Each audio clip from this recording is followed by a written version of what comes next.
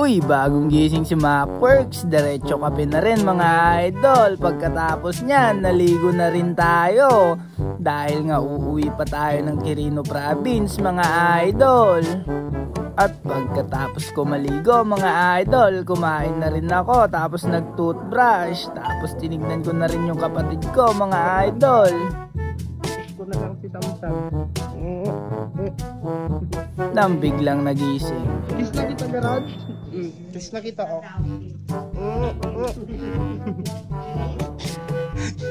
Gilas pa ito. Bye bye. Ready na natin yung GPS natin mga idol. No. Sige bante. Sige. Late nga pala yung gising ko mga idol, kaya late na rin yung labas ko. Pupunta pa tayo ng Tuguegarao niyan. Kung may baka-baka tayo sa Quirino mga idol, may kambing-kambing din sila din eh. Eme lang, may agila pa dito mga idol. At yan nga mga idol, papunta na tayo ng Tuguegarao City Centro mga idol. At nandito na nga tayo sa sentro. Ano tayo kay mama mga idol? Trinatrangkaso pa ako na uuwi ng Quirino Province mga idol. Yung init dito 50 degrees Celsius mga idol, kaya sobrang init sa kalsada. Grenak Mountain Dew. Problema di na taba ka bumigaya di kalsada burak. Sungit talaga di ilang ko. Panak garod no kan ma. Sige. Sige ma, bye. Panakon ma. Okay. Sana di ako bumigay sa kalsada mga idol sa sobrang init. Direct na yung araw mga idol. Palabas pa lang tayo. Araw.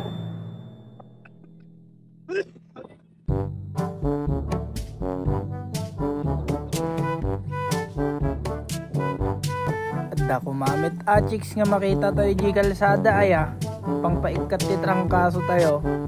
Eme lang, andito pa lang tayo sa Santa Maria, Cagayan mga idol. Hindi naman ako naboboring dito mga idol dahil napakaganda ng mga view, lalo yung mga shape ng mga bundok mga idol, parang Chocolate Hills oh. Tirik na yung araw, ramdam ko na rin yung init. At eto yung kalsada na papasok ng Tabuk mga idol. Agsarot-sarot ak ito yan. Sige, pidalat ta. Oh, magtubig ka muna para di ka mauhaw sa pagmamahal. Eme lang, nandito na tayo sa Malilig Isabela mga idol. Kasunod niyan, Rojas Isabela. At dito nga, nakaramdam na ako ng init mga idol, kaya kailangan ko munang uminom ng soft drinks. Kano to ba? Sige, nagpigsa ka man nag-soft drinks na. Sa akin to man nagrekla-reklamo no nasakit man day ta tiyan mon. Grabe ba, walang patawad. Susundan pa sa bahay niyan mamaya. Nasa San Manuel Isabela na nga pala tayo mga idol. Kasunod niyan, Aurora Isabela.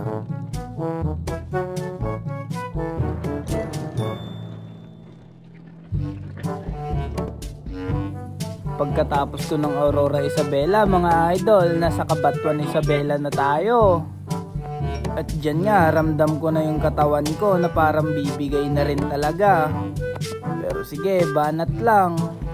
Iba kasi pagdating sa trangkaso mga idol, sagad hanggang buto yung sakit. O para bang may pilay yung buong katawan mo na namamanhid. Ayun na tayo mga idol. San Mateo Isabela na tayo mga idol. Pagkatapos niyan, Ramon Isabela mga idol. Ito nga, mahaba-habang kapatagan mga idol. Sobrang init, pati betlog ko pinagpapawisan na rin. Patin sapay yung ulo-ulo-nan. Eme lang. Hindi na natatapos tong kapatagan dito. Time check. 10:43. Tapos naka 126 kilometers na tayo. 4 hours. Grabe. Kaya pagbiyahe na nilalagnat. Trangkaso.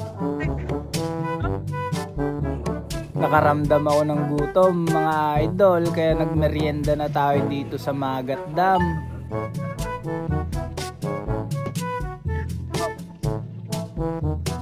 Sige po, tatlo. Nabudol pa tayo dito mga idol. Akala ko Shanghai, yun pala lumpiang gulay. Ba naman?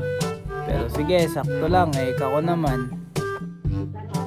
Isang buko juice pa ate. Dito na lang po.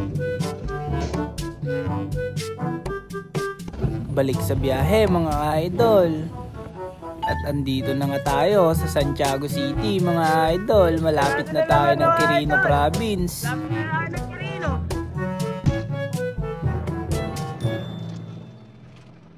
5 oras.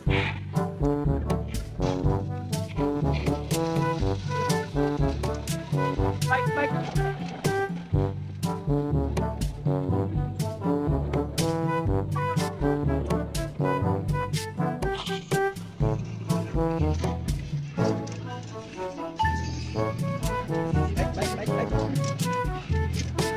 Kusot-kusotan ng person mga idol. Bawal mag left turn, no? Ang technique natin dito.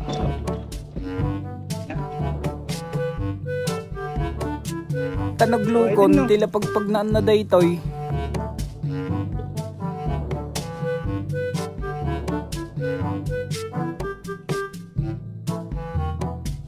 Okay, ang person.